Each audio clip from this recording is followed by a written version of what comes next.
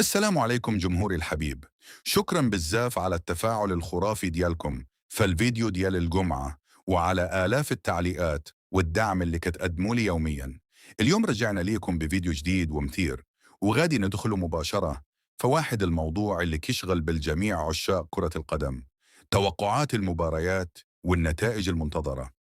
وش التوقعات غادي تكون صحيحة؟ وشكون غادي يفاجئ الجميع؟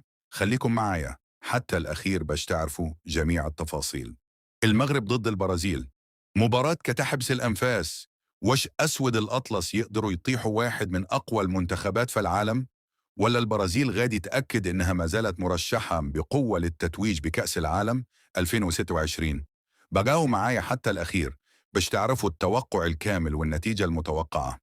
السلام عليكم أصدقائي. اليوم غادي نهضروا على واحدة من أقوى مباريات دور المجموعات في كأس العالم 2026، المواجهة المنتظرة بين المنتخب المغربي والمنتخب البرازيلي يوم 13 من يونيو 2026.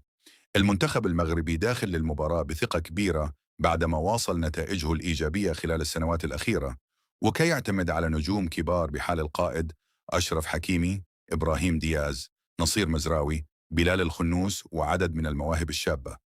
كما أن المنتخب المغربي أصبح معروف بالتنظيم الدفاعي والسرعة في الهجمات المرتدة. أما البرازيل فرغم بعض الغيابات والإصابات ما زالت كتتوفر على ترسانة هجومية مرعبة بقيادة فينيسيوس جونيور ورافينيا ومجموعة من النجوم العالميين تحت قيادة المدرب كارلو أنشيلوتي.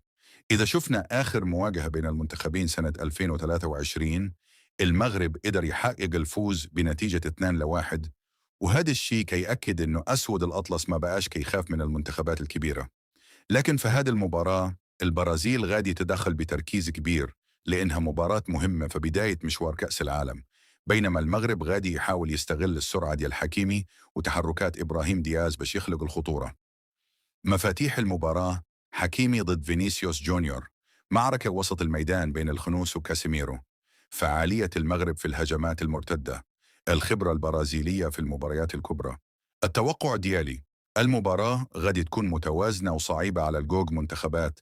المغرب عنده القدرة يسجل، ولكن الجودة الفردية ديال البرازيل ممكن تحسم المواجهة في التفاصيل الصغيرة. النتيجة المتوقعة: البرازيل 2-1، المغرب مع أداء قوي من أسود الأطلس وفرصة كبيرة للخروج بنقطة أو حتى مفاجأة إذا استغلوا الفرص المتاحة. نهاية الفيديو، ودابا الدور عليكم. وش كتوافقوني إن البرازيل غادي تربح 2-1، ولا كتشوفوا إن المغرب قادر يحقق المفاجأة وينتصر؟ كتبوا توقعاتكم في التعليقات، وما تنساوش ديروا لايك وتشتركوا في القناة باش يوصلكم كل جديد على كأس العالم 2026. إلى اللقاء.